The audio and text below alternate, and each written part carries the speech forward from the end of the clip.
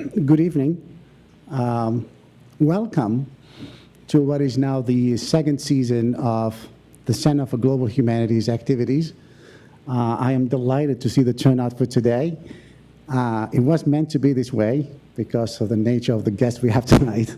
So thank you for coming. I would like to give you a few words about the Center for Global Humanities. Like the president of the university likes to say, it's part of the larger mission of the institution, which is a private university with a public mission. And the Center for Global Humanities has a couple of objectives. One of them is to expose our students to some of the greatest ideas that are being debated today, and from some of the leading scholars nationally and internationally in their fields. But also, it is a public forum for the community. It is open to all Maine residents, particularly in the Greater Portland area, but from any other part of the state, for people to come and discuss and debate and participate in making sense of the critical issues that are facing the globe today. So I highly urge you to become an active part of this center. You have the forms, you have ways to join in, to sign up. You have the brochures. They're very exciting. We have a very exciting website. It's dynamic, it's informative, but please be part of this because the community needs a forum like this. As I said, the Center for Global Humanities it's a seminar series for UNE students, undergraduate students, who get, it's a different kind of course experience. It takes place over 2 semesters, and at the end of which the students become Center for Global Humanities scholars. It's a wonderful thing for them. They get very excited about it. And in the question and answer session, we make sure that the students' voices are heard because it's part of their learning experience. But members of the public are also invited to ask questions and participate in equal fashion. The students are being supervised by a great faculty member and scholar and friend and colleague, George Young. George Young has been with us for a number of years now. He taught previously at Cornell, at Dartmouth and Grinnell before he came to UNE, and so he brings with him a tremendous amount of experience, and the students enjoy taking his class. Well, now it's time to introduce the speaker, and the speaker of tonight is Gordon Wood. I discovered Gordon Wood's work I think in the late 90s when I read The Radicalism of the American Revolution, published a little earlier in 92, if I'm not mistaken. I was preparing for working on a project, and so I just discovered, among the many things I discovered in the book, and basically the question I was asking myself, is the American Revolution, it was a legitimate question in some cases, whether it was radical enough. And if you read that book, you do realize that the American Revolution was a radical event in history. And so among the many things I discovered in that book is the coming into existence of words like words like boss instead of master, which had previously existed, or the notion of the businessman. The expression was first used in 1820s. You know, the great thirst for democracy and commercial opportunity, and how practical education, a big issue at the university, eventually trumped, the liberal arts and the aristocratic values of early Republicans. And as I read this book, and many other books besides, I wrote a chapter in my own book, and I titled that chapter "Empire of Liberty." So it's the longest chapter I ever wrote, but it pales in comparison to the great book that was recently published by Gordon Wood. About Gordon Wood, he is the Alva Allway University Professor Emeritus at Brown University. He received his BA degree from Tufts University and his PhD from Harvard University. He taught at Harvard University at the University of Michigan before joining the faculty at Brown in 1969.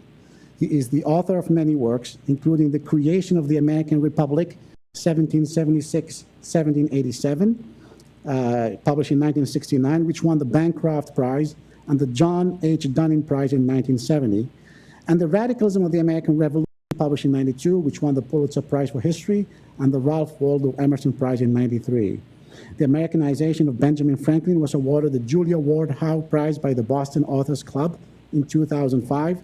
His book, Revolutionary Characters, What Made the Founders Different, published in 2006, and The Purpose of the Past, Reflections on the Uses of History was published in 2008.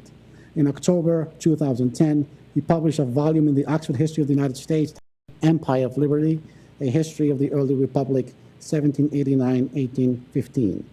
Professor Wood is a fellow of the American Academy of Arts and Sciences and the American Philosophical Society.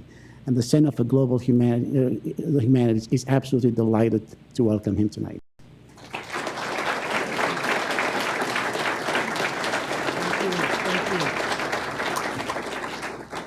Thank you, Anouar. It's really a great privilege and pleasure to be part of this project. It's a wonderful, from what I've learned today, a wonderful, this Global Center, and I'm glad to be part of the lecture series that it's sponsoring.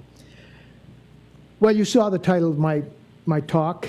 The revolution, as you perhaps know, began on April 19th, 1775, with, as Emerson put it in the mid-19th century, a shot heard round the world. That, in fact, was how the 19th century saw the revolution, as an event of worldwide significance. It was an event that opened up a new era in politics and society, not just for Americans, but for people everywhere in the world. And that's the perspective with which I'd like to look at the revolution and the tradition that it provoked this evening. It was America's destiny, said the Hungarian patriot Louis Kossuth in 1852, to become the cornerstone of liberty on earth. Should the Republic of America ever lose this consciousness of this destiny, Kossuth went on in a speech given while he was in the United States raising money on behalf of the Hungarian Revolution of 1848, that moment, he said, would be just as surely the beginning of America's decline as the 19th of April was the beginning of the Republic of America. Now, I don't know if that moment of decline is at hand or not, but in the aftermath of September 11th and our involvement in Iraq and Afghanistan, we are certainly at a significant moment in our history. We now dominate the world as no nation in history ever has. Our military expenditures are nearly equal to that of the rest of the world, all the world together, put together. We have over 1 million men and women under arms, and we have troops in at least 40 countries. This may not be an empire in the traditional meaning of the term, but it is an extraordinary degree of dominance over the world that we are currently exercising. Now, is this the fulfillment of our destiny, as Kossuth saw it, to build liberty everywhere? Or is it a repudiation of our destiny? Have we lost our consciousness of being the bearers of liberty? Have we become just another great imperial power? Did our invasion of Iraq in order to bring democracy to the Middle East mark the end of our revolutionary tradition, or instead, was it the fulfillment of it? Now, it's hard, I think, for many people to think of the United States as a revolutionary nation operating out of a revolutionary tradition. For the past 6 or 7 decades, the United States has so often stood on the side of established governments and opposed to revolutionary movements that to describe America as a revolutionary state seems to be a kind of oxymoron. So reactionary did many intellectuals think American policy was during the Cold War that they could only conclude that our involvement in the world was due solely to American capitalism and its needs. Many people continue to believe that our involvement in the Middle East, for example, can be explained simply in our need for oil. No doubt such economic explanations can make sense of particular events at particular moments, but they can never do justice to the incredibly complicated and ideological relationship we've had with the rest of the world throughout our history. Economic considerations, for example, can never adequately explain America's tragic involvement in Vietnam, but America's revolutionary tradition, I think, can. Now, this evening, very briefly, too briefly, I guess, I want to explore some of the origins and nature of this revolutionary tradition and try to suggest some of the ways it has affected and shaped our attitudes towards the world. I think that by examining the character of the American Revolution, we can get a clearer understanding of what an ideological people we've been, and perhaps a new perspective on the whole of American history. Now, the Revolution, I think, is the single most important event in American history, bar none.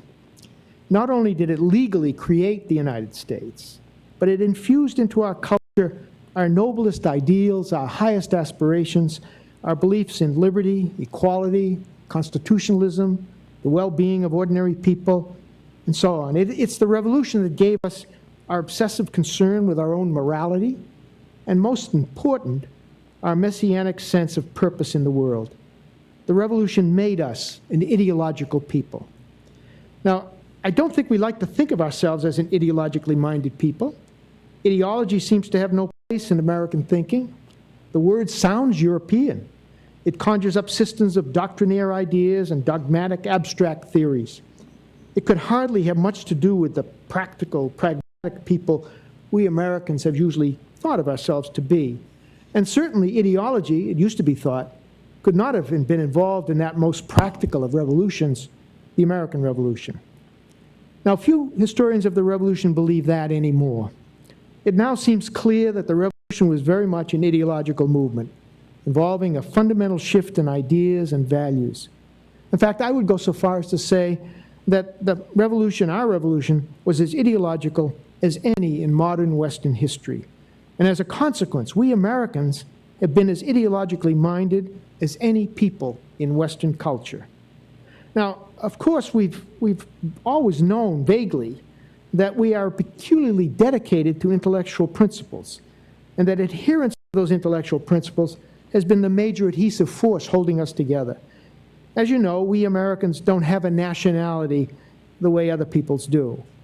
Our sense of being a distinct ethnicity was not something we could take for granted, the way most Europeans can, which of course is why we can more easily absorb immigrants than they can. We think we have an immigration problem, but it pales into insignificance compared to the problems the European states will face over the coming century as the invasion from the south continues. They're not equipped to really handle immigrants. Those Arabs that have been living in France for 3 generations, the French can't really believe that they're French. But we know we have everybody in the world here, and although we have problems, we have great confidence in our ability to assimilate and bring everybody together as Americans. A nation like ours, made up of so many races, so many ethnicities, not assume its identity as a matter of course. The American nation had to be invented or contrived. At the end of the Declaration of Independence, you may recall, the members of the Continental Congress mutually pledged to each other their lives, their fortunes, and their sacred honor. There was nothing else but themselves that they could dedicate themselves to. There was no patria, no fatherland, no nation as yet. Now, in comparison with the 234-year-old United States, many European states are new. Czechoslovakia, for example. Some created in the 20th century. Yet these European states, new as they may be, are undergirded by peoples who have a pre-existing sense of their own distinctiveness, their own nationhood, before they became states. In the United States, the process was reversed. We Americans created a state before we were a nation. And much of our history has been an effort to define the nature of that nationality. In an important sense, I suppose we could say we've never really been a nation in any traditional meaning of the term, and I think never will be. It is the state, the Constitution, the principles of liberty, equality, and free government that make us think of ourselves as a single people. To be an American is not to be someone, but to believe in something. What is the nature of this ideology that created by the American Revolution, this set of beliefs? Now, looking back from our vantage point at the beginning of the 21st century, what strikes me as most extraordinary about the Revolution is the world-shattering significance that the revolutionaries gave to it. In light of the fact that we did eventually become the greatest power the world has ever known, it requires an active imagination to recover the audacity, the presumptuousness of Americans in 1776 in claiming that their little colonial rebellion possessed universal importance.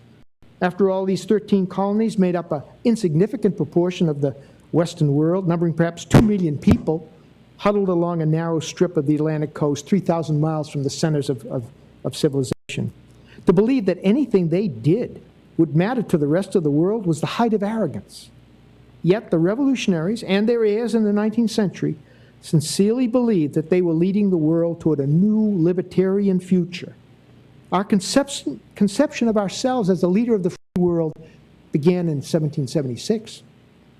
What made this presumptuous attitude possible, what made Americans in 1776 think that they were on the edge of a new era in history, pointing the way toward a new kind of politics and society and a new sort of world, what in short transformed their revolution into something more than a simple colonial rebellion, was the revolutionary ideology of republicanism. Now, it's only in the past generation or so that we've come to understand just how ideologically charged with republicanism the 18th century was. Now, for republicanism, to understand it properly, we have to substitute the word democracy, because that's what they meant in modern terms, or we won't understand what they meant. After all, the Chinese today live in a republic, as do the Egyptians and the Cubans, and Saddam Hussein was head of a republic, so the whole word gets blurred. And for monarchy, we have to think of authoritarian governments, because, well, a good proportion of NATO, the EU, is made up of monarchies, benign monarchies. So the terms monarchy and republic don't mean the same for us as they meant for them. But if you think in terms of democracy and authoritarian government, you can begin to understand what they meant. So where republicanism today is so much taken for granted, and where much of the monarchy that remains seems so benign, it's difficult to appreciate the power republicanism had for the 18th century intellectuals. Indeed, republicanism was as radical, I think, for the 18th century as Marxism would become for the 19th century. Republicanism and the Republican tradition framed for all sorts of political and social critics of 18th century Europe the moral perspective with which they confronted the dominant monarchism and materialism of the age. Now, this republicanism was not an indigenous ideology peculiar only to Americans, but was in fact a product of a long-existing heritage of civic humanism, originating in the classical Latin literature of antiquity, with Livy, Cicero, Tacitus, Sallust, and others, revived by Machiavelli and others in the Renaissance, and carried into the 18th century by nearly everyone who claimed to be enlightened. These Republican values, articulated most specifically, but not exclusively, by the popularizers and heirs of the 17th century Republicans, Harrington, Milton, Sidney, promised far more than the elimination of kings and new elective governments. Republicanism, in fact, promised an entirely new morality. It necessarily involved the character and culture of the society, and thus possessed immense significance for any people who should decide to become Republican. Everyone in the 18th century knew that republicanism required a special kind of people, a people who possessed virtue, is the term they used, the classical term, by which they meant willingness to surrender their private interests for the sake of the whole. Monarchy, or authoritarian governments, were so prevalent because they were based on the assumption that people were incapable of this kind of virtue. Monarchy presumed that people were selfish, corrupt, and that without the existence of a strong unitary authority of monarchy, the society would fall apart. Theorists of the 18th century, like Montesquieu, the great French theorist, would have understood perfectly what happened in the Soviet Union and in Yugoslavia in the 1990s, when a strong unitary authority was removed. They would have understood, too, why the states of Iraq and Afghanistan are having such trouble sustaining themselves. People assert their various selfish ethnicities and interests, and the society cannot hold together and falls apart. Montesquieu would have said they lack virtue. Montesquieu, that these societies are simply incapable of republicanism, and they need a strong authoritarian government, monarchy. Monarchies thus had advantages, have always had advantages, that republics lacked, which is why they have existed everywhere since the beginning of history, and why authoritarian governments still flourish around the world. Monarchies were utterly realistic or cynical about human nature. They didn't expect humans to be anything but corrupt and selfish. They possessed a number of means for holding diverse and corrupt societies together. They had powerful single executives, a multitude of offices, complicated social hierarchies, titles of honor, standing armies, and established churches, all to maintain cohesion in their societies. But republics possess few of these adhesive attributes of monarchy. Therefore, order in a republic, if there were to be any, must come from below, from the virtue or selflessness of the people themselves. Yet precisely because republics were so utterly dependent on the people, they were also the states most sensitive to changes in the moral character of their society. In short, republics were the most delicate and fragile kinds of states. There was nothing but the moral quality of the people themselves to keep republics from being torn apart by factionalism and division. Republics were thus the states most likely to experience political death. Now, to the 18th century, the decay and death of states seemed as scientifically grounded as the decay and death of human beings. It is with states as it is with men, was a commonplace of the day. They have their infancy, their manhood, and their decline. The study of the life cycle of states, focusing on political disease, was of central concern to the so-called Enlightenment. For through such political pathology, and that term was used, people could further their knowledge of political health and prevent the process of decay. With these kinds of concerns, the whole world, including the past, became a kind of laboratory in which the sifting and evaluating of empirical evidence would lead to an understanding of social sickness and social health. Political science became a kind of diagnostics, and history became an autopsy of the past, cutting open the dead states to see why they had died, and examined to discover why they had died. Of course, the most important states that had died were the republics of antiquity, especially the ancient Republic of Rome. The death of Rome fascinated the 18th century. It was inevitable that Gibbon would choose that subject for his great history that he wanted to write. Almost every intellectual, including Montesquieu, tried his hand at writing about the decline and fall of Rome. Reading the great Latin writers of antiquity, the 18th century came to realize that the Roman Republic became great not simply by the force of its arms, nor was it destroyed by military might. Both Rome's greatness and its eventual fall were caused by the character, the changing character of its people. As long as the Roman people maintained their love of virtue, their simplicity and equality, their scorn of great distinction, and their willingness to fight for the state, they attained great heights of glory.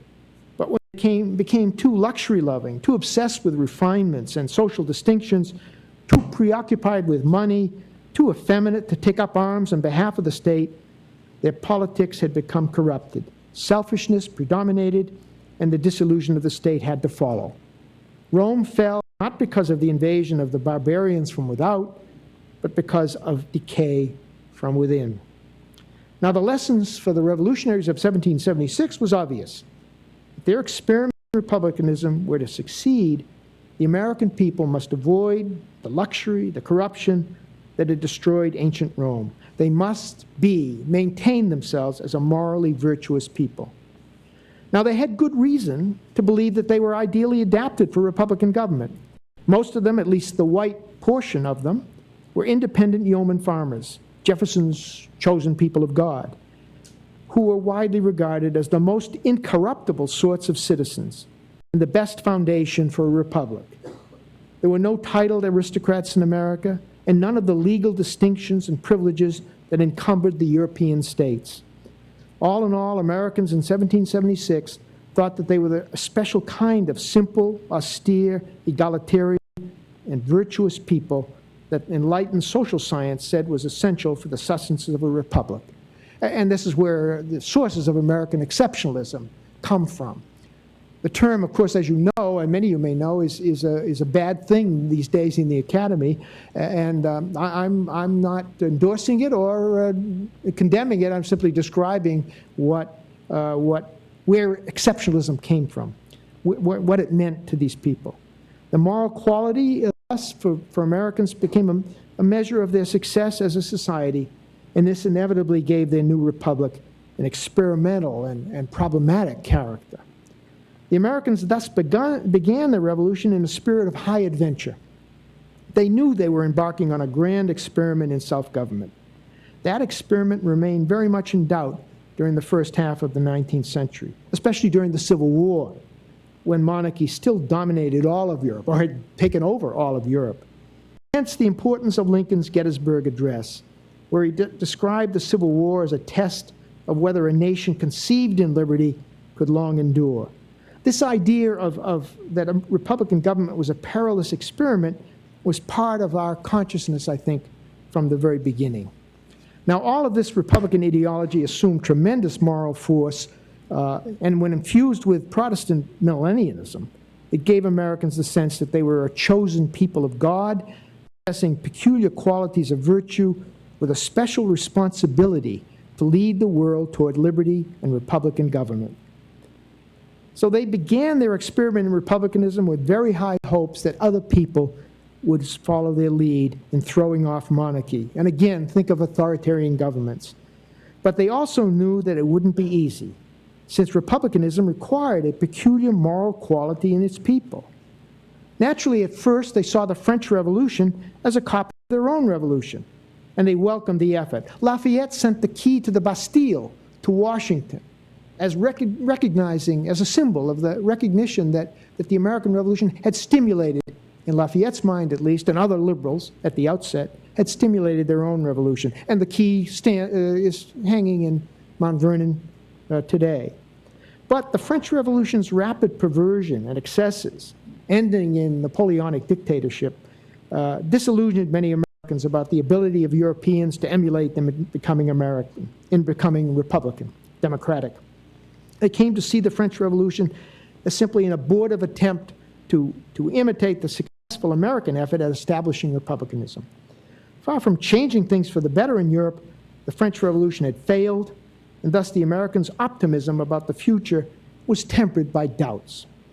These doubts soon played into American attitudes towards the Latin American colonial rebellions that broke out in the early decades of the 19th century.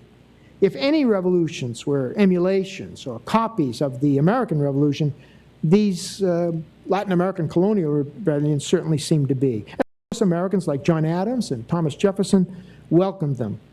But at the same time, they were skeptical of the South Americans' ability to create free Republican governments. Did they have the stuff, the virtue, that Republicans were made of? I feared from the beginning, wrote Jefferson in 1821, that these people were not, as yet, sufficiently enlightened for self-government, and that after wading through blood and slaughter, they would end in military tyrannies more or less numerous. Yet, if they wished to try the experiment in republicanism, I wish them success in it. Thus, Americans, and I think that was a typical response, from the outset had an ambiguous attitude towards Republican revolutions in other parts of the world. Naturally, there was no hostility, only sympathy and enthusiasm, mixed with some skepticism, a kind of well-wishing mixed with a kind of patronizing pessimism, bred of an anxiety that other peoples would not have the sort of moral and social qualities necessary to carry through a successful democratic revolution. Nevertheless, Americans continued to believe that they, not the French, were the revolutionary nation par excellence. And some Europeans agreed with them. Here's Count Metternich, the chief minister of the Austrian-Hungarian Empire, excoriating the United States for proclaiming in 1823 the Monroe Doctrine, which, as you know, told the Europeans that they no longer had any role to play in the New World. In their indecent declarations, these United States, said Metternich, have cast blame and scorn on the institutions of Europe most worthy of respect. In permitting themselves these unprovoked attacks, in fostering revolutions wherever they show themselves, in regretting those which have failed, in extending a helping hand to those which seem to prosper, they lend new strength to the apostles of sedition and reanimate the courage of every conspirator. If this flood of evil doctrines and pernicious examples should extend over the whole of America, what would become of our religion and our religious and political institutions, of the moral forces of our governments, and of the conservative system which has saved Europe from complete disillusion? Metternich's comment on American recognition of and support for the Latin American rebellions. Now, despite promising not to intervene in Europe's internal affairs and expressing a desire to have no entangling alliances with Europe, most Americans remained very concerned with what went on in Europe. Yet they were reluctant to get directly involved in any revolutionary venture that might endanger their own Republican experiment. Believing that people who were ready for Republicanism would sooner or later become Republicans as they had, Americans in the 19th century concluded that they could best accomplish their mission of bringing free governments to the rest of the world simply by existing as a free government, by being an exemplar to the world. William Wirt of Virginia put this very nicely in a speech in Baltimore in 1830. "We stand under a fearful responsibility to our Creator and our fellow citizens," Wirt told his audience. "It has been His divine pleasure that we should be sent forth as the harbinger of free government on the earth. And in this attitude, we are now before the world. The eyes of the world are upon us, and our example will probably be decisive of the cause of human liberty."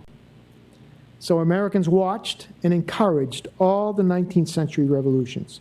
They did not intervene indeed, but they did in every other way. Individuals raised money for the rebels, and some went off to fight on behalf of the revolutionary movements.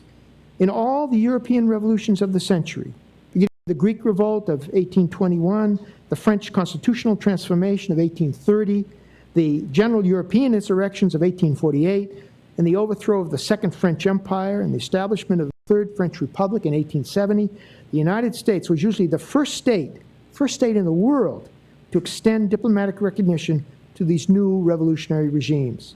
After all, in the Americans' eyes, these European revolutions were simply efforts by oppressed peoples to become like them, all species, so to speak, of the same revolutionary genus Americanus. Americans never felt threatened by these revolutions and had no fear whatsoever of the spread of revolutionary ideas.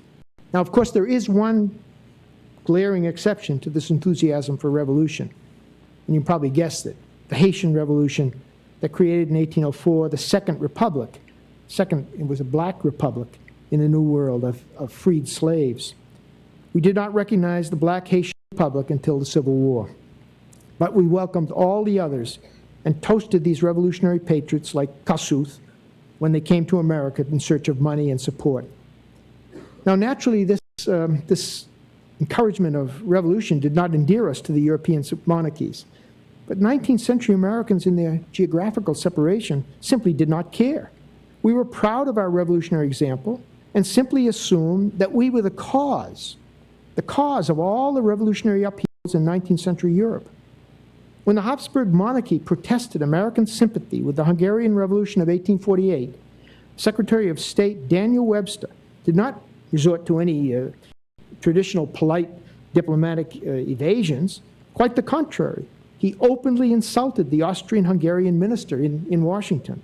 He made no attempt to deny the charges leveled by the Habsburg minister. Instead, he said that the United States would accept nothing less than full American responsibility for the upheavals. He told the minister, and I'm quoting Webster here, that the prevalence on the other continent of sentiments favorable to Republican liberty is a result of the reaction of America upon Europe, and the source and center of that reaction has doubtless been, and now is, in these United States. Webster then went on to add, in one of those gratuitous insults for which American diplomatic messages of the 19th century were famous, that in comparison with the great extent of the United States, the Habsburg monarchy was but a patch on the Earth's surface. Because 19th century Americans frequently resorted to this kind of spread-eagled bombast, but actually did very little to aid the revolution, certainly not as a state, other than encouraging them and recognizing them, many historians have concluded that America's revolutionary sympathy was something of a fraud. But I think such a conclusion misunderstands the peculiar character of America's 19th century revolutionary tradition. Because of their Republican assumptions, Americans believed that any revolution in Europe would have to come from the oppressed peoples themselves and from the moral force of our example as a republic. But we never had any doubt that America was the center of the international revolution. This American ethnocentricity is mind-boggling. The best example I know of is a message from President Grant to the French government sent in response to the French overthrow of the Second Empire and the establishment of the Third Republic in 1870. Despite America's determination not to intervene in Europe's affairs, President Grant told the French, We cannot be different to the spread of American political ideas to a great and civilized country like France. Well, it's just that the French had no revolutionary tradition of their own to draw on. I wonder what the officials at the French Foreign Office thought of this extraordinary message. We have no response, at least I haven't been able to recover one. Because of the slowness with which republicanism spread, however, 19th century Americans increasingly came to conclude that they were destined to be only successful, they were to be the only successful Republican state in a corrupt monarchical world. And millions of people in the world seem to think so too. The migration to the United States between 1820 and 1920 of over 35 million refugees from monarchism, one of the great folk movements of all history, gave the Americans conception of themselves as a chosen people, a less divine and more literal meaning, and confirmed for them their preeminence as a revolutionary people. Now, it's within this 19th century context, this revolutionary tradition of republicanism, and this belief of Americans that they were in the vanguard of history, leading the world towards liberty, that we can begin to comprehend the extraordinary American reaction to the Russian Revolution of 1917. In the full sweep of American history up to that time, no foreign event had such a dramatic and searing effect on Americans as did the Bolshevik Revolution of November 1917. After that momentous event, our understanding of ourselves and the world, I think, became very confused, and confused indeed. Now, at first, the Russian Revolution goes through two phases. At first, with the March 1917 overthrow of the Tsar and the formation of the provisional government, Americans welcomed the Russian Revolution, as they had welcomed earlier anti-monarchical European revolutions. 7 days after the Tsar abdicated, 7 days, the United States extended diplomatic recognition to the new Russian government, the first power in the world to do so. President Wilson now thought that he had a fit partner for a League of Honor, a league which Wilson hoped would be a means for the worldwide extension of democracy. In May 1917, the American ambassador in Moscow wrote back to the United States that he expected Russia to come out of its ordeal as a republic and with a government founded on correct principles, that is to say, principles similar to those of the American Republic. Yet with the Bolshevik takeover of the revolution in the fall of 1917, all this initial American enthusiasm evaporated overnight. Instead of being its firmest friend, the United States suddenly became the bitterest enemy of the Russian Revolution. Instead of quickly extending diplomatic recognition to the new regime, as American governments had traditionally done throughout the 19th century, the United States withheld diplomatic recognition from the Soviet Union for 16 years, and through 4 American presidencies, making the United States not the first, but the last major state in the world to recognize the new revolutionary regime. Now, in light of America's earlier revolutionary tradition, this is a remarkable turnabout.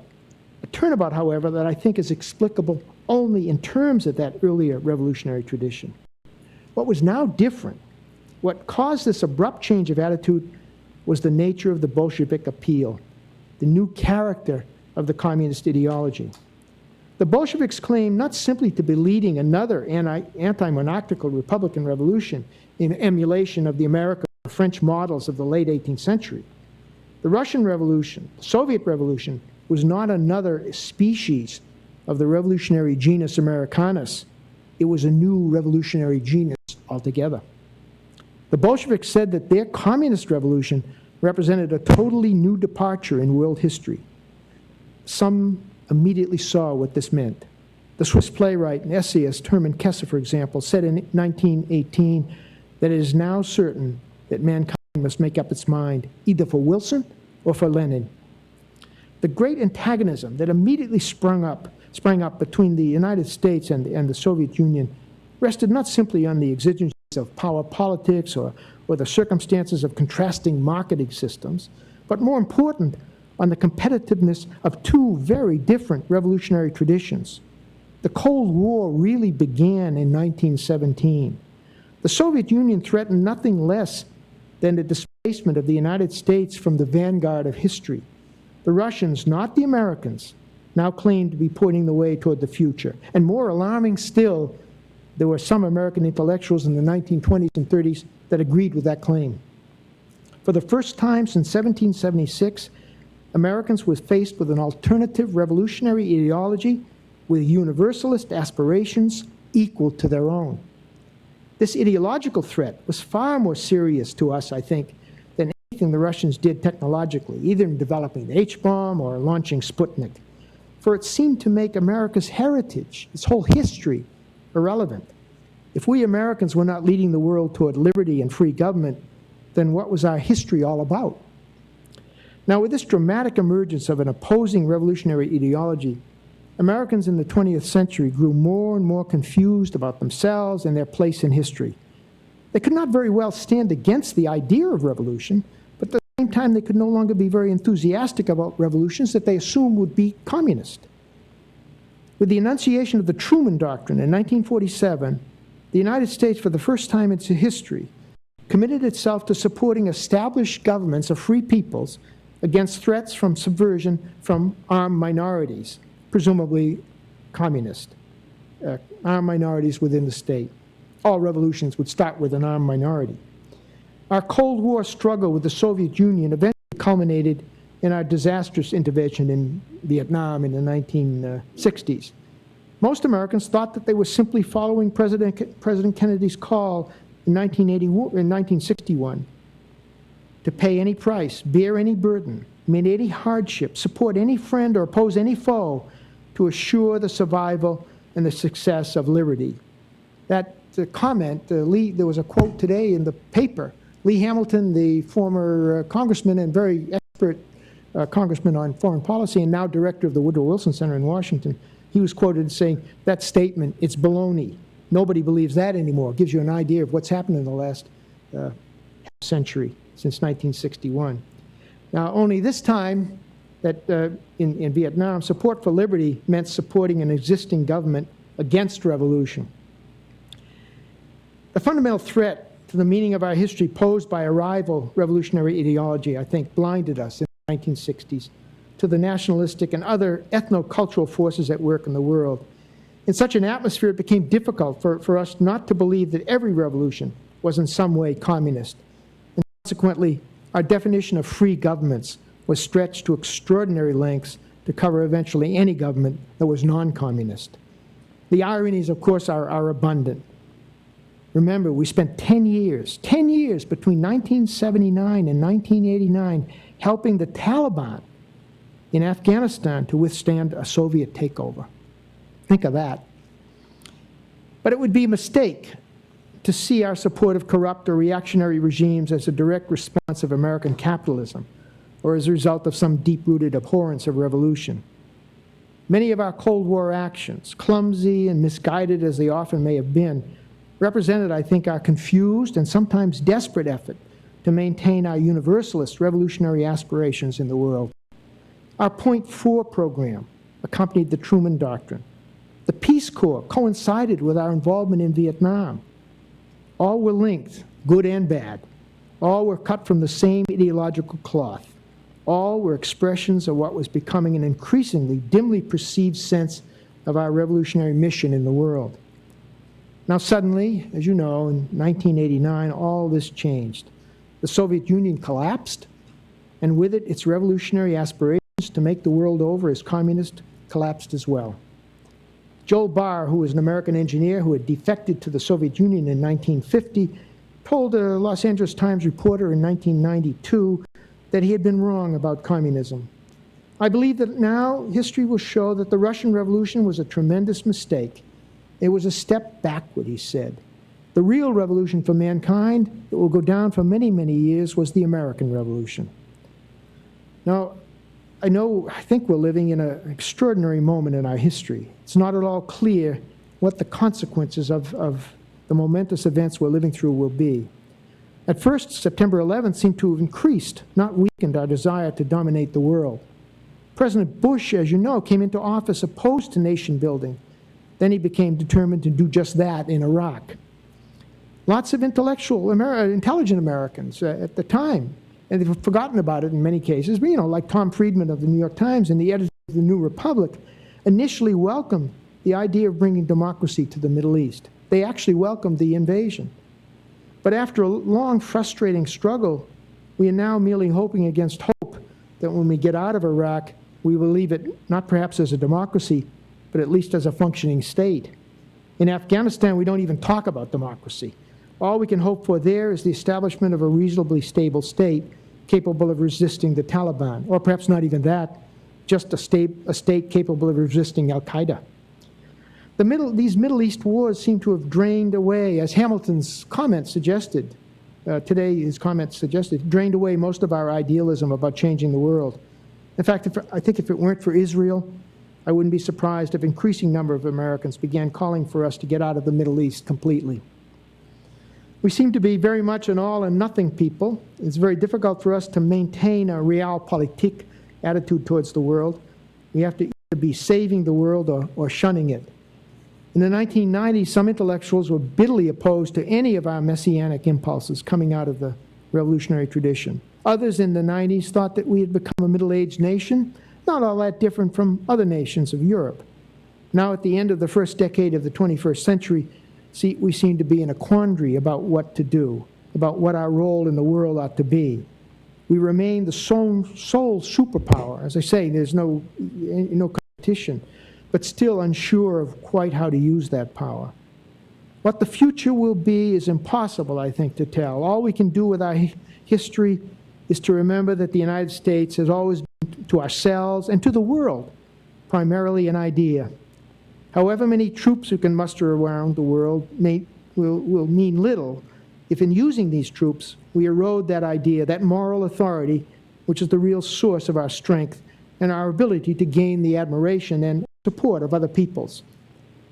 Our revolutionary heritage still commands the attention of many people in the world, our devotion to liberty and equality, our abhorrence of privilege, our fear of abused political power, our faith in constitutionalism and in individual liberty. Now, this was brought home to me in over 3 decades ago at a talk I gave at Warsaw in 1976 during the bicentennial of our revolution. And it's an incident I'll never forget. You have to remember, 1976 is before a solidarity movement. It's still a communist-dominated state. The solidarity movement didn't really take off till 1980, four years later. At the end of this very ordinary lecture I gave on the American Revolution, a young Polish intellectual rose to tell me, she said, I'd left out the most important part of the American Revolution. Well, naturally, I was stunned that I'd left out the most important part. She said that I had not mentioned the Bill of Rights, that constitutional protection of individual liberties against the government. It was true. I had just taken the Bill of Rights for granted. But this young Polish woman living under a communist regime could not take individual rights for granted. We forget. We take for granted the important things. This example of this Polish intellectual showed me that our republic was still a potent experiment in liberty worth demonstrating to the rest of the world. And we can only hope that that idea of America will never die. Thank you. Thank you very much.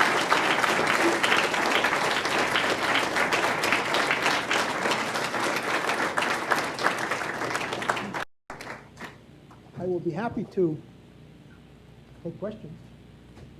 Do you have a microphone?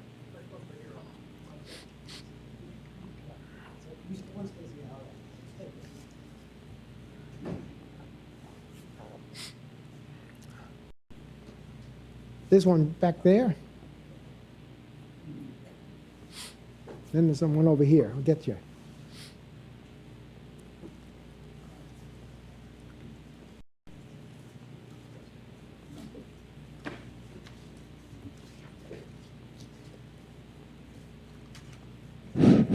Thank you.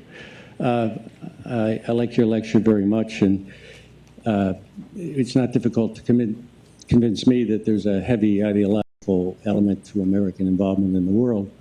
I do think you can't lecture about everything. The whole materials side is important. But something I told you today, I reread your book, Radicalism of American History.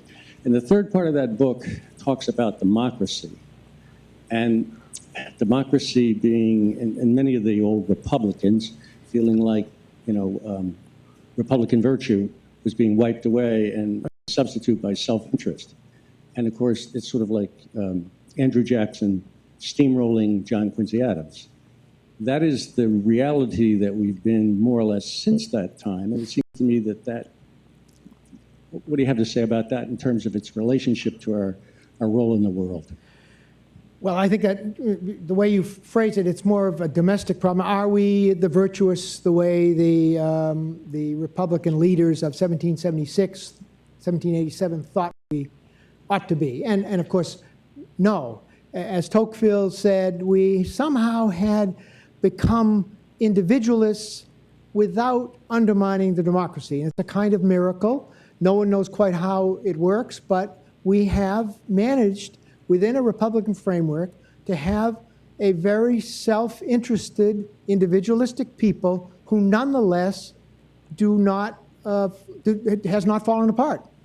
We aren't flying in 1,000 different directions. We're not Iraq, we're not Afghanistan, we're not the Soviet Union. So it's a kind of miracle. That's what Tocqueville marveled at. How could a society that seemed to be dedicated to business, to the making of money, to ostensible selfish behavior survive? Well, that's still a mystery. I think it's a very difficult problem to explain. I think, first of all, I think the capitalism, if that's the shorthand term to describe the commercial world that emerged, is helped to create faith in one another. To have a capitalist system, you have to have a lot of faith in whom you're dealing with in commercial. That's in commercial dealings. And so that in itself, but religion as well. He talks a lot about religion and the role religion played in holding people together. So for various reasons, that selfishness was tempered by certain ideals, certain ideas that made the system work, even though we were not a classically virtuous people. And there was a kind of, well, that had already started in the 18th century. David Hume says it's impossible to import a Spartan kind of virtue here into England or into America. It's too commercial. So he suggested a new kind of modern version of virtue, which was sociability. And radicals picked up on that. Jefferson certainly did. And he believed in sociability as the new modern substitute for virtue. That is the ability of people just to get along with one another. Something that obviously they don't have in Iraq. Just so you're not at each other's throats. That you are willing to put up with differences. And that seems to have been the secret to our success. And Jefferson counted on this, a kind of love between people, a sociability that held the society together in a new way. It was a kind of social version of gravity. These social scientists who work with us, Adam Smith, the Scottish social scientists, Adam Ferguson, John Miller, are all trying to figure out what is it that keeps society together, modern society, Western society, without fighting. And they said there's a kind of social feeling that everyone has. Jefferson believed that.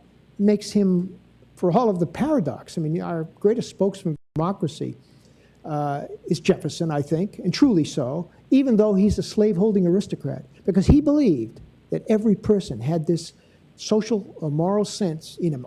Black, white, slave, free, everybody had that. And they reach out to other people. That's why he believes in minimal government. Government gets in the way of this natural flow of affection, creates distinctions, monopolies. Let's get the government out and let us all get along. You know, Rodney King, can't we all get along? That's the kind of radicalism. If carried to extreme, as it did with, say, William Godwin in England, you end up with anarchism. But that is the basis for the new virtue that emerges in the American Revolution. And for some reason, that's still not clear, Tocqueville was trying to put his finger on it. How does these United States hold together, even though they lack the kind of classical virtue that the Spartans had? And that's the great puzzle. We still have it. It's extraordinary, the degree to which we can be self-interested, interested in business, interested in making money, but at the same time, not flying at each other, flying off in diverse directions and not tearing each other apart in the way we see that's happening in many parts of the world. That's a long-winded answer to your question. This gentleman over here had a question. Thank you, Professor Wood. I'm curious, something that's been in the news recently is Castro and sort of the remodeling of the Cuban Revolution. And I'd like to get your thoughts on America's obsession with Cuba and with Castro and the Cuban Revolution. It goes back to the communist. This began in 1960, the Cold War. This looked like another example of a revolution that was going communist. I mean, you have to get your piss out. You're all too young. Most of you are too young to go back to Kennedy. But think of that Kennedy statement: bear any price, pay any price for liberty, defense of liberty. And that was the Cuban experiment. As we saw it went communist, we became panicked. This was part of the world. Now it's gotten into politics, and the Florida Cuban refugees have a lot of potency, and they've kept us with sanctions and a kind of diplomatic isolation, which is probably counterproductive. It's certainly, in my opinion, we've made a terrible mistake. The secret to breaking the Cuban Revolution, or turning it from a communist state to a freer state, would be to open up exchanges, both economic and diplomatic. But there are so many hard-headed people that aren't going to, it's going to be a while for that to change. But the changes that are occurring, Castro's death will probably make a big difference. But I'm an 18th century historian, so these opinions about contemporary events have no weight whatsoever, any more than yours. I was wondering, I know you said you didn't want to condemn or condone it, but I was wondering. I'm sorry, say it again. Oh, I'm sorry. I know you said you didn't want to condemn or condone it, but when you were talking about American superialism, I was wondering if you thought if that was even still going on, or if you really thought that shaped where America went with this whole thing? Sure. There are many Republicans who are making that the issue of their campaigns, that we are an exceptional nation and we have an exceptional role to play, and that is opposed by left-wingers. That's a big issue of diversity. It's a contentious issue in the academy. I mean, unless I cover myself by saying, look, I'm not endorsing this, I am condemned as for being a right-wing fanatic, even by mentioning the notion that we might be exceptional, might have been thought to be exceptional. I'm not saying that it's a good thing or a bad thing. I'm just describing how we felt about ourselves in the past. And we certainly felt we were an exceptional nation. And to deny that is to deny the... Now, I'm not endorsing it. That's a difference. But in today's world, political world, it's difficult to even talk about it without getting condemned. But I don't think there's any doubt that through most of our history, we thought of ourselves as being an exceptional nation with a special role to play. There's a question here. Oh, is there one over there too? Go ahead.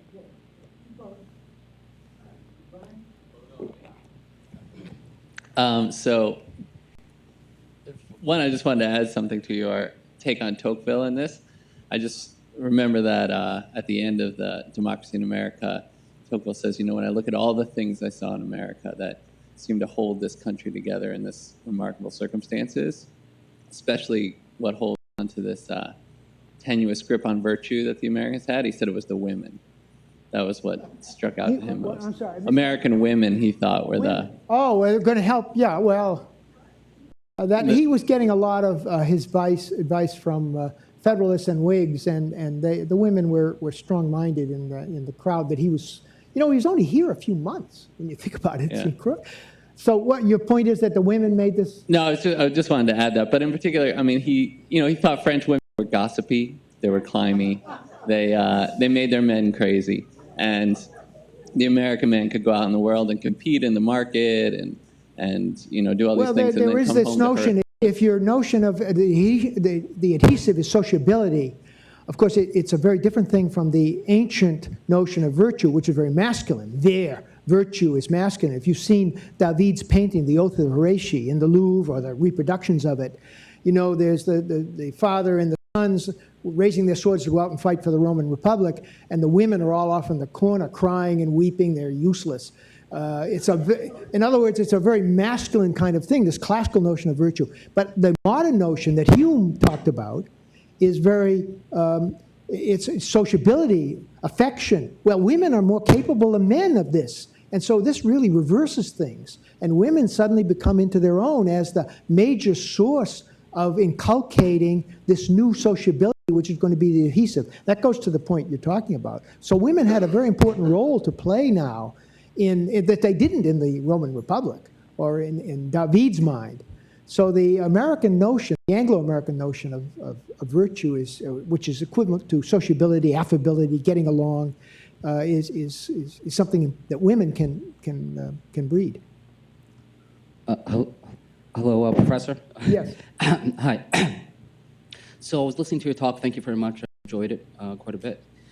If I was thinking when you ended that if an alien had come in or someone who had never heard of the United States before just came to the talk, it would have sounded as if, and maybe this is not what you were meaning for it to come off, but it would have sounded as if the American experiment, the United States, had this incredibly kind of successful mission to spread virtue up until something weird called the Vietnam War.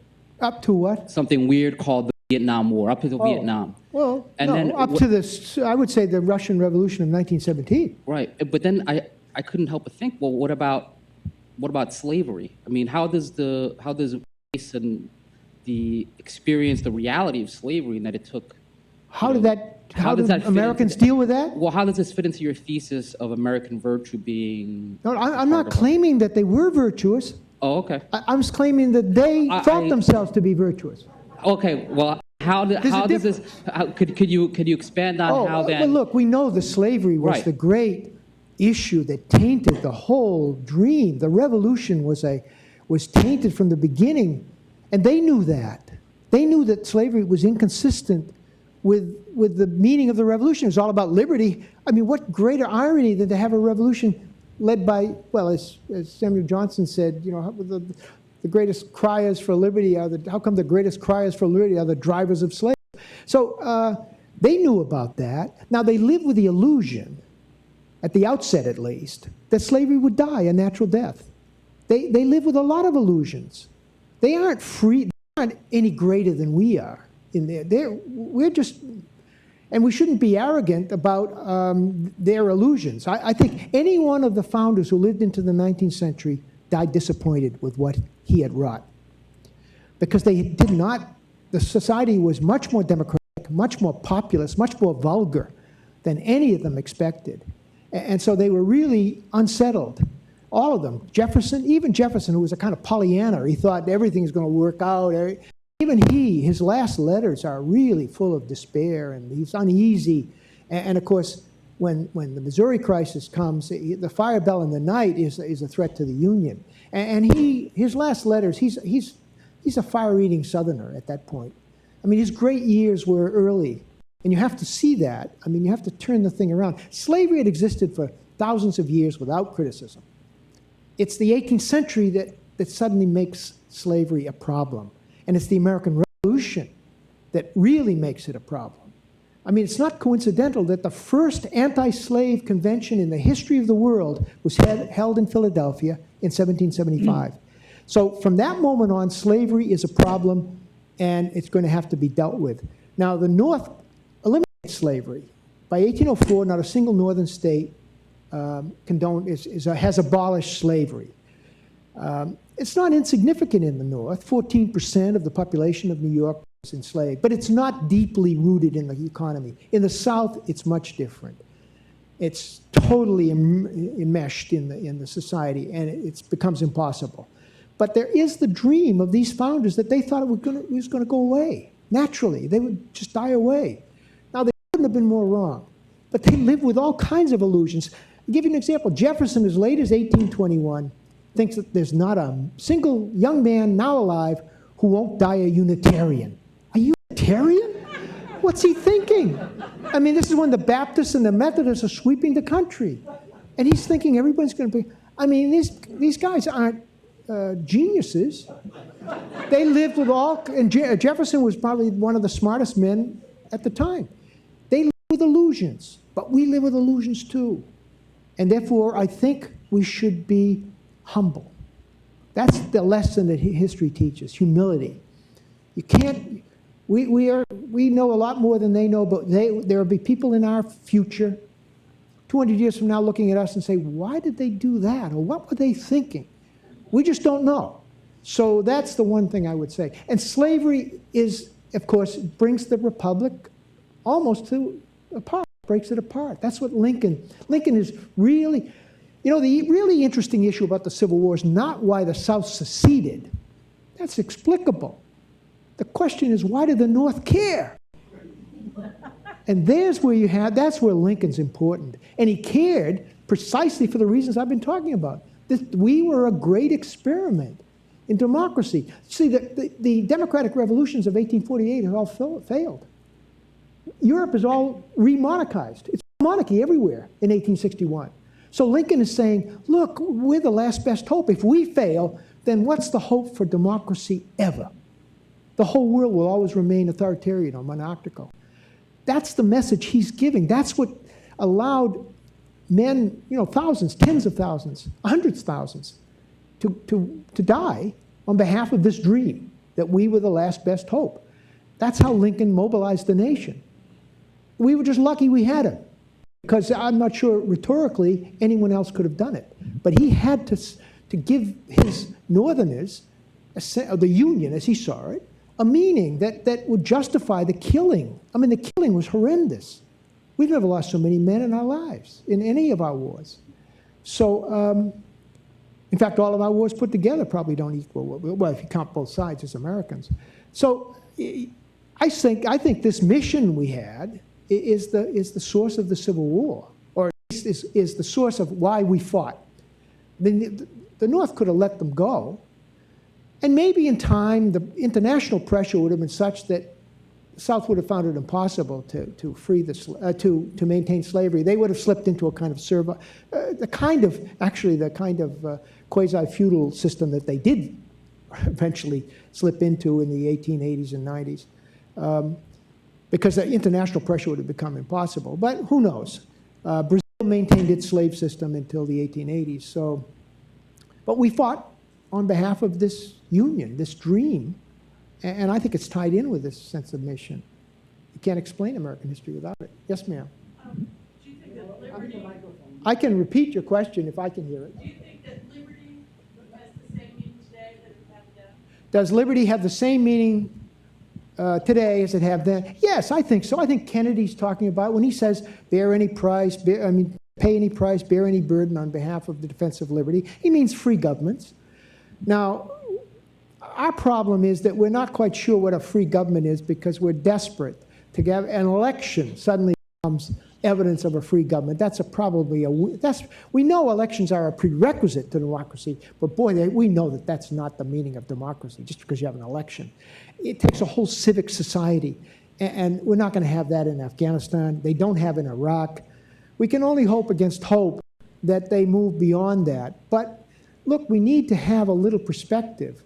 Now, people wonder, why are the Shia and the Sunnis fighting with each other? But think back to the 17th century, the wars of religion. I mean, Protestants and Catholics were killing each other, and if they'd had the technology that we have today, they would have been killing themselves at the same rate that the Shia and the Sunnis are killing each other. So they're fighting within within their Islam. It's no different from the way the Christians fought with each other. And it went on a long time. It took that century, which is a bloody, bloody century, not as bloody as the 20th century, but certainly pretty bloody. Monarchs killed, executed, fled, and people killed in the 30 Years' War to get to the 18th century, the wonderful clubbable, that's what led them to think in the 18th century that they were now a sociable people and had solved the problems of the world. So I think liberty means the same thing as it meant for them, a free government, but we got to go beyond an elected government. That's not the equivalent of a free government. We need a few students to ask a few questions. Okay. Okay, go ahead. No, we hit this lady. Oh, okay. Oh, sorry. Okay. You said in your lecture that with the Spartans in Rome, that part of the decline was individualism and excess. that Yes. they kind of consume themselves. Right. With the transition in American society today in the younger generation, where it's such a focus on consumerism and so much antipathy for the democratic process, there are so many young people today who don't participate unless it is a part of government that directly affects themselves.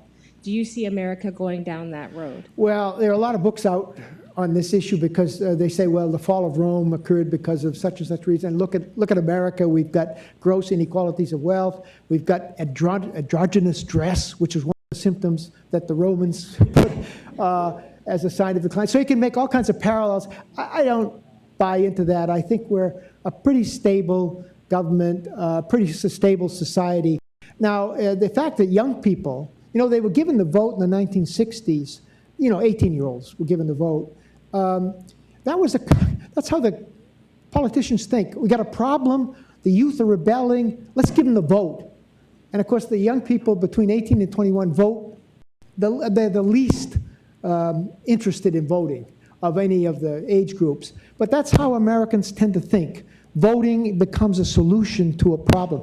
The women's movement was essentially, how to put it, held up for about a half century because once you got the 19th Amendment, the right to vote, it's almost as if, well, that's the end of the women's movement. And it took another half century for the women's movement to recover and realize that it was more than voting. So voting, I'm in no better position to predict what's going to happen to us.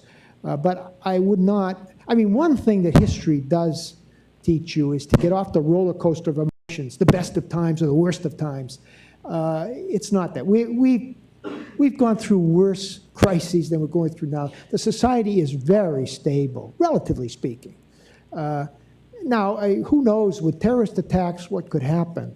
And we've been blessed that we've only had essentially the 9/11 and some false alarm, I mean, some failed ones. I'm not sure how our society is able to will take the way the Brits took. They had a number of explosions. They seem to have responded, and maybe we will too. We're bound to have one sooner or later. So I'm just not as pessimistic as you might be. All Yes. right. You mentioned in your talk that 35 million people from under monarchy rule immigrated into the country. And in examples like Ellis Island, many people have seen America as this beacon of hope and Right. freedom and light.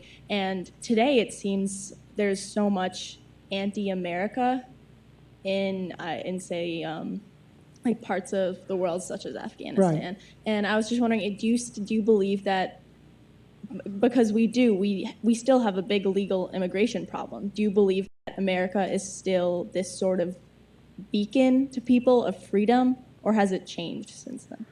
No, I think a lot of people in the world want to come here. They still want to come here. Ordinary people. Now, intellectuals abroad aren't very happy with us, but ordinary people would love to come to the United States, I think, and they do. So, you know, we have the obvious example is Mexicans and Central American people want to come here because they can get a job, at least until recently. But otherwise, everywhere, there's a desire to get here. So I don't think that notion has declined. But there is anti-Americanism because it's inevitable. We're a big, major power. I mean, our defense budget is nearly equal to all the other defense budgets of all the nations put together. Now, we have these global responsibilities. I don't see us pulling back from that, but we're bound to step on toes. But we have to understand why we're there. Why are we in the Far East? Why do we have troops in Korea? Why do we have troops in Japan? Well, if we pulled out of Japan, the Japanese would say, we got to have an atomic weapons.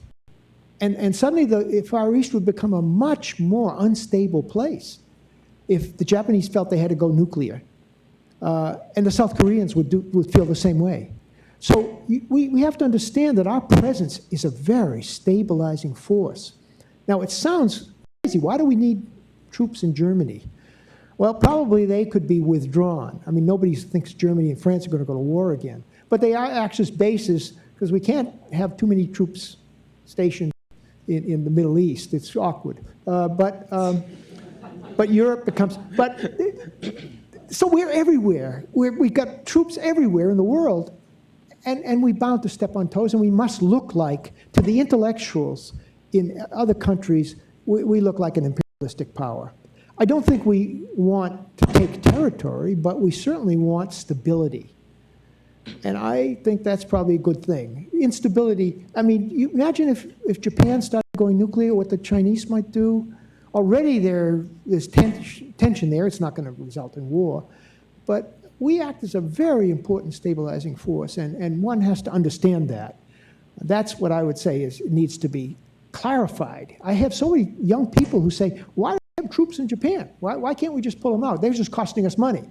Well, we have a vested interest in stability, I think. At any rate, that would be my answer to you.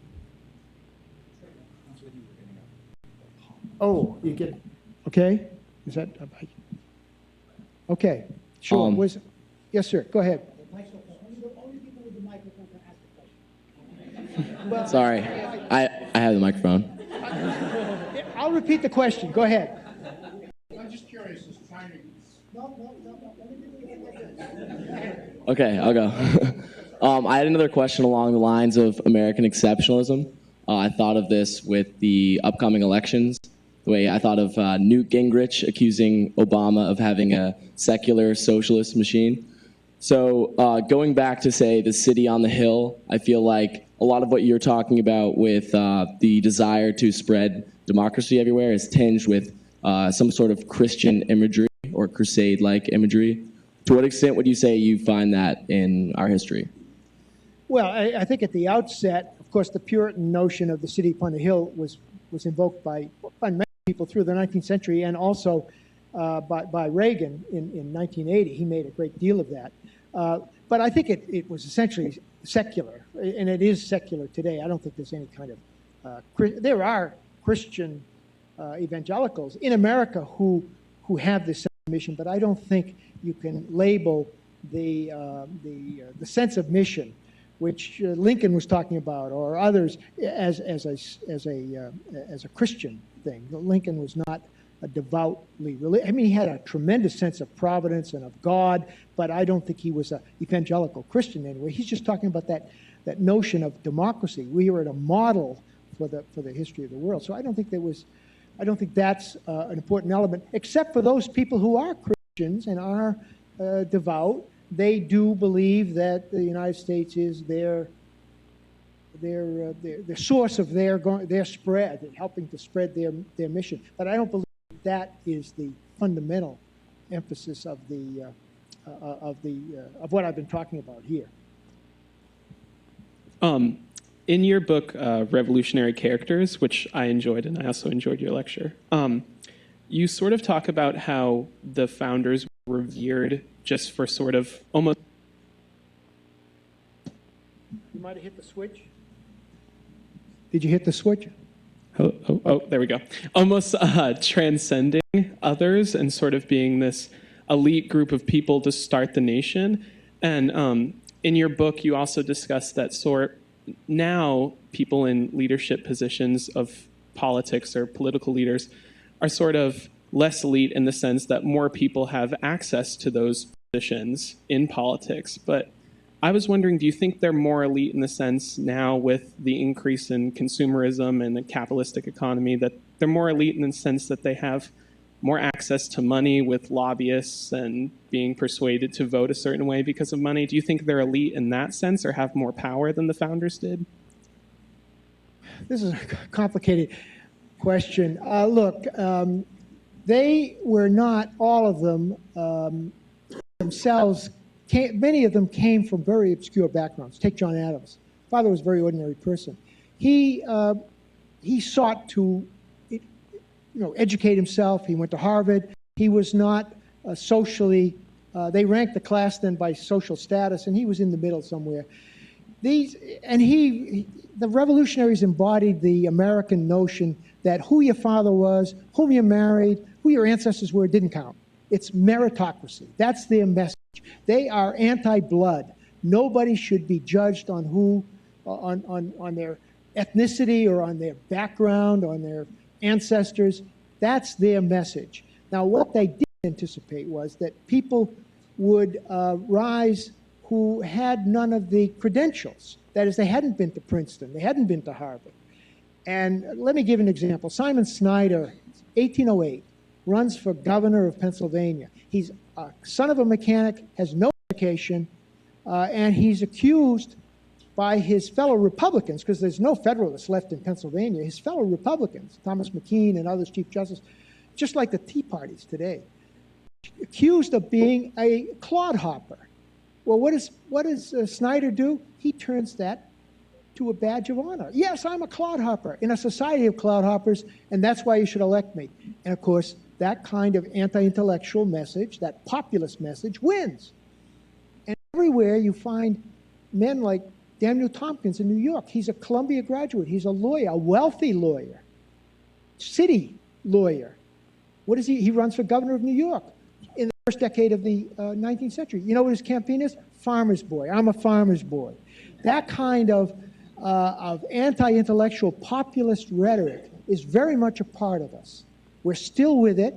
There's a real resentment in America of people who act superior to other people. That's part of egalitarianism. I think we are the most egalitarian people in the world, despite the gross inequalities of wealth. I've had friends, Australians, say, oh no, we are the most egalitarian. I says, yeah, but your sense of equality's got a chip on the shoulder, you know, those palmy bastards. That's Australian equality. It's an anger. Americans just have an assumption that we're as good as anybody in the world. And it doesn't have anything to do with education or where you went to school or who your ancestors were. We're just equal to everybody else. That's the message that Americans have always had, and that's what, in some sense, the Tea Party business is about. There's a class element to that, a protest against far-removed elites. So it's very American. It's not anything new under the sun. I don't get alarmed by it. We've had we'll bumble along. God looks after us. Gordon, we may have to interrupt this event for 1 minute. There's a group of high school students who want to take a picture with the speaker before they leave, and they have to leave in 2 minutes. So go ahead, if you don't mind.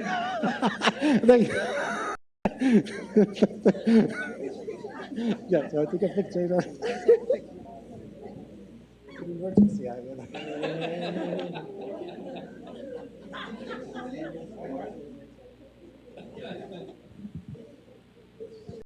It was funny. John, are you going to ask any questions?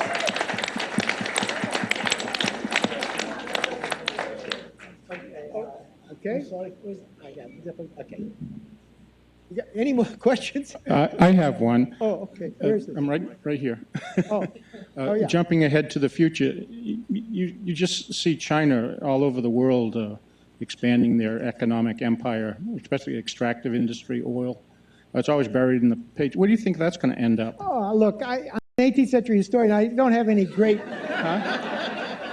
I mean, the Chinese are a very entrepreneurial people. And when that, the overseas Chinese for 100 years have been making, the reason Malaysia, Singapore is such a economically vibrant place is because of overseas Chinese. Wherever they go, they are the leaders in entrepreneurial activity. And if you release that entrepreneurial energy, which is being released, it's going to be impressive. But they are not an aggressive people. They're not after territory. They're going to expand their interests, but that's not something we should, I wouldn't be alarmed, but I hope we're not going to try to deal with it with troops. We've got to be competitive. Now, it may be that they will come to dominate the world in the foreseeable, within 100 years, who knows? But I don't see them as they don't have a need to dominate politically. They're going to dominate economically. And if only the Japanese had realized that in 1940, that the co-prosperity sphere could be won without going to war, which they did for a whole generation, then you can win economically what we used to think had to be won with military force. And that's a lesson, one thing that came out of the 20th century, that awful century. Yes? I have a couple of questions in one, actually. The first one is, are Americans in Iraq to free the Iraqis or for the oil? That's the first one. Yeah. Well, my quick answer is not for the oil. Oh, But go ahead. Okay, thanks. The second question, the second question is, when will the United States understand that imposing democracy on other people who are not yet ready for it, as democracy is a system that has to come from within? It's not something you can order. I would agree with you. Yeah. We're a naive people in that sense. We're always losing our innocence, you know, and we lost our innocence in 1900, and we lost it in Vietnam, and we're still losing it. We're somehow we live with illusions that things are going to be easier than they are. I don't think we went into Iraq for oil. I mean, obviously we're interested in stability, but I think there was a larger purpose behind it. We'll have to wait till all the records, and this will be beyond my lifetime, I think, before they're all exposed. But I think there was a strong feeling among many members of the administration that if they could establish a democratic society or democratic state in Iraq, that it could have an effect on the Middle East, a snowballing effect. And there's a real concern. Israel is a major problem, and there's no doubt that was driving much of the thinking. The concern there is real because it's a little piece of Europe in the middle of the Middle East, and it's a problem. And how that's going to, I don't know whether this peace process is going to work out. If it did, it would be wonderful. I don't have any illusions, however. But there was a strong feeling we need to make the Middle East safe for democracy and safe for Israel. And the one way of doing that would be to spread democracy and get a democratic state. But you know what I would like to know, and I don't know any reporters ever asked, did Donald Rumsfeld, did George Bush know the difference between the Shia and the Sunni? Did they know that Iran was a Shia state and that you're going to create another Shia, by overthrowing a Sunni leader, Saddam Hussein, and create another Shia state, that Iran and Iraq, which had gone to war, would now be allies? Now, did anyone think through that? That's the question you'd like to ask. I don't even think reporters have asked those kinds of questions. I wonder, I'm sure people in the State Department knew the difference between Shia and Sunni, but I'm not sure that information percolates up to the leaders who make the decisions. And, you think through, you might have said, what are we going to do if we overthrow a Sunni-dominated, it's a minority sect, there's no doubt of it. Saddam Hussein was ruling by authority. From the top down, he's a minority group ruling over a Shia majority. And you overthrow him, and then the Shia are going to come out, and then the Sunnis retaliate, and suddenly you have... It seems to me that if you wanted to have a real politique attitude, you would have said, hey, it's a good thing to have the Iraq there as a counter to Iran. And they had gone to war for a year, they bloody war. Leave them be, let them be enemies. But it's too unethical, I suppose, immoral kind of view. But that would be my view. I mean, I'm a realist about things like that. But I don't have any special information that you don't have. I mean, I just read the newspapers. Look, ask me about the 18th century. That's where I feel. That's where I feel at home.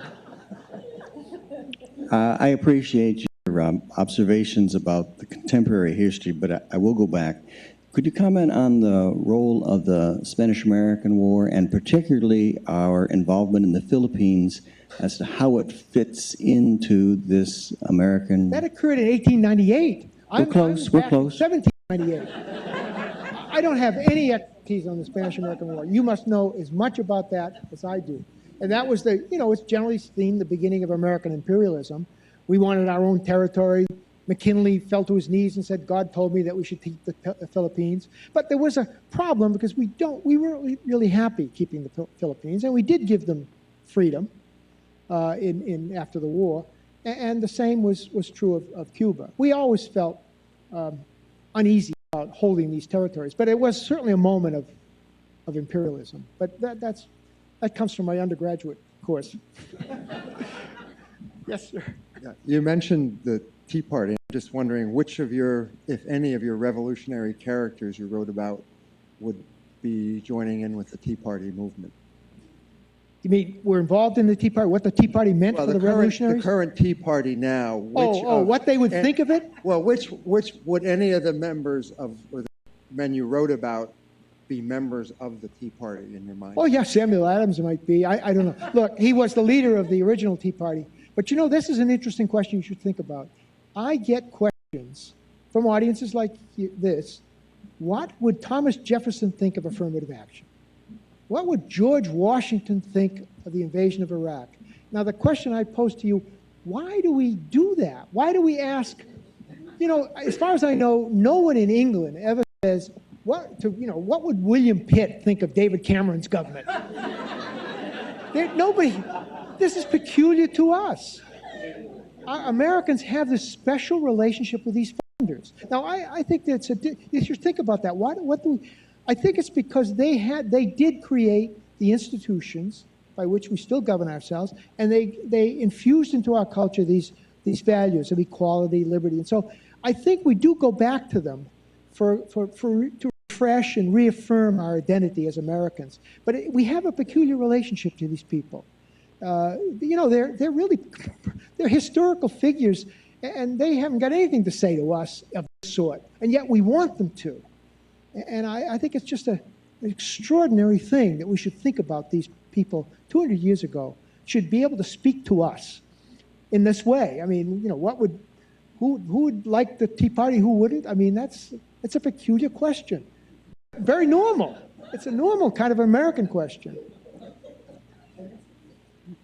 I can talk about the Tea Party itself that took place in December of 1773. It was the most important event in the leading up to the revolution. I can make a case for that, but if somebody wants. Thank you, Dr. Wood. I think one of the things that's interesting about the Founding Fathers that you sort of talked about is their humanness, the fact that they didn't know the outcome, that they took risks, that they were fallible in some of the things that they did. And for the students that were at the Scowcroft lecture last week, you got that same sense from him that he talked about the end of the Cold War, that it wasn't inevitable. They really didn't know what was going to happen, when the Berlin Wall would fall, and the sort of fallibility of these men trying to navigate through this phase of history. And I think that as Americans, we still feel that about the Founding Fathers. Maybe that's part of that connection of wondering how they would do this, because they are very human. Well, I think that's right. I think we as a people, despite the huge number of history books that are printed, are not a very historically minded people. History, as I think it is, history is a tragic story. And I don't mean a pessimistic story. It just means history teaches you the limitations of life. Things don't always work out. Now, if you get to thinking too historically, you might get paralyzed. You won't act. Say, oh my God, I don't know what's going to happen if I do this. Unanticipated consequences of purposive action. That's a kind of law and if you begin to get too aware of that, then you begin to say, oh my God, I can't, you get paralyzed. As Nietzsche said, if you want to be a man on horseback, forget the past. Don't get history-minded. So I think, since we're not very historically minded, you know, James Polk said we're the only country in the world that has its history in the future. We tend to be very optimistic, and we're very quick to act. I think that a little more history-mindedness would breed not only humility, which I think is important, but prudence. So you're cautious. You realize that, well, if we do this, maybe this will happen. But you don't want to get so historically minded that you're paralyzed, that you can't act. Because it's true, we don't know the future. And it's not at all clear that you take this step, that you're going to have, the next step was going to follow logically. It might go off in a totally different direction. That history does teach that. And fortunately, most people, most Americans, are not too history-minded. Therefore, they're willing to take risks of all sorts. We're risk-taking people. We're confident of the future. And so maybe it's a good thing we're not too historically minded if you want to get things done. But at the same time, I would hope that some of our political leaders would develop humility, caution, prudence, but not so much, not to get paralyzed. That would be sad. But I think a person like Scowcroft has that. That would be one of his attributes. as a foreign policy expert. And he would be the kind of person you'd have a lot of confidence in.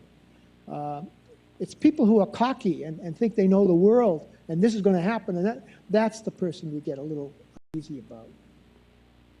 Yes, sir.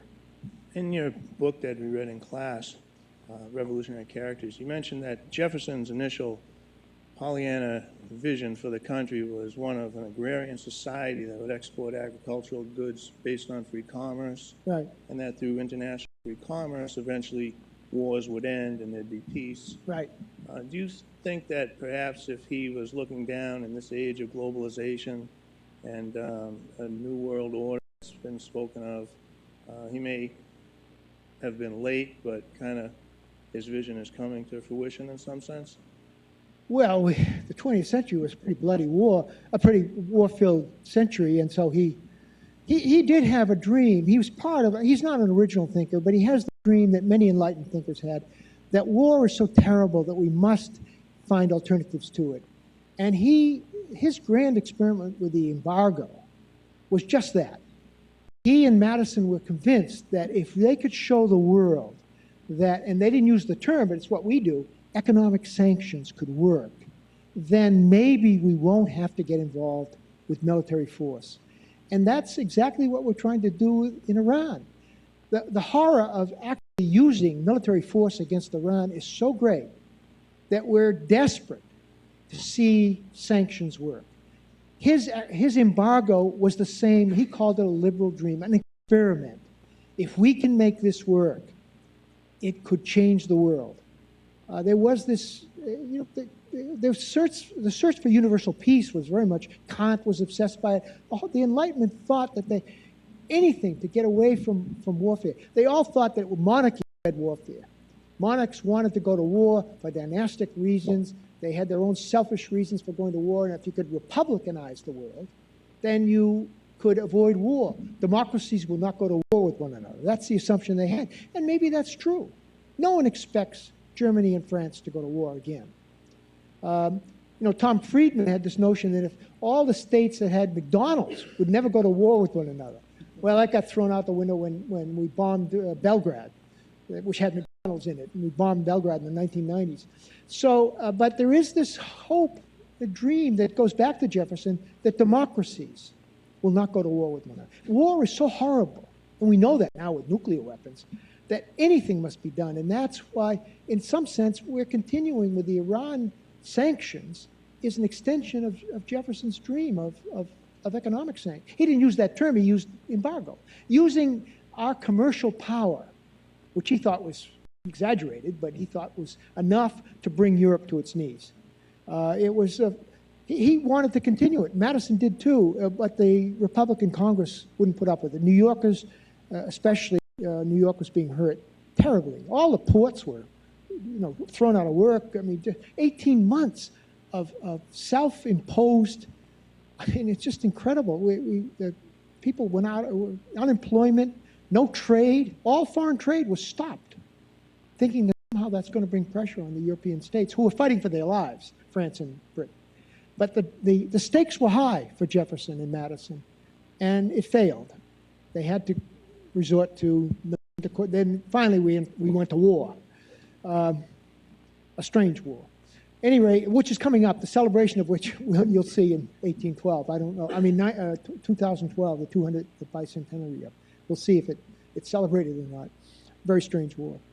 But, the past does affect us. I mean, we still are dreaming some alternative to war. I don't know if it's going to work. Yes, sir. You said yourself that America was founded on idealism, and one of the key ideas was the idea of freedom. And with the exception of Haiti, which had a similar, we need freedom, we're going to fight for it ourselves, do you think that maybe one of the reasons maybe other democracies haven't been as successful is because it hasn't necessarily been just them? It's been, they've been fighting for it and they've had help from other democracies. It's not so much their idea as the idea of democracy, working towards democracy? Well, of course, we have to look at the fact that Europe today is democratic. I mean, France and Britain and Germany and Italy, are all democracies. And they weren't all democracies. I mean, there's a monarchical overlay, but we know that that doesn't count. I mean, Sweden's a monarchy, and so isn't Norway, and so isn't Holland, but they're not real monarchies, they're democracies. So democracy has spread. Now, The Economist magazine, the great English weekly magazine, says there are 28 real democracies in the world. But there are about another 80 who are sort of half democracies. And then there are another 30 or 40 authoritarian states. So we've got, I mean, Latin America is a good example. You know, 50 years ago, few of the Latin American states were real democracies. And now much of Latin America has become democratic. I think it's reason to be confident about what's happening in the world. Now, there's still a lot of authoritarianism, and it still goes back to what Montesquieu said. If you need a certain kind of people, a civic society, to sustain a democracy, and it's going to take time. And authoritarian governments will probably exist in the Middle East for the foreseeable future. There's no way the Afghan people are prepared for a European-type democratic society, or the Iraqis. They've got a better chance of it because they have a larger middle class. Actually, the society in the Middle East that's most democratic, except for Israel, is Iran. Paradoxically, but they're feeling their oats, but they have a very large middle class and a very sophisticated history. The Persian culture is a really serious, deeply rooted culture. So it would be good if we could come to terms with Iran. It's not easy to do because there's domestic politics on both sides that interfere with any kind of overture. But, you know, we withdrew our diplomats after they got killed. And so we're in a bad shape to reconcile. But it's too bad that we don't make an effort to get together. But that's almost impossible given the domestic politics of both sides. Any effort by the Iranians leaders to move towards us would get condemned domestically. They are quasi-democratic, and the same thing would happen for us, I think. So, but this, you know, again, you're asking me about current events. I don't know anything more than you do. I just have my own opinions, that's all. Well, with this comment, we come to, we end the session. Thank you so much for coming, for joining us tonight. And thank you.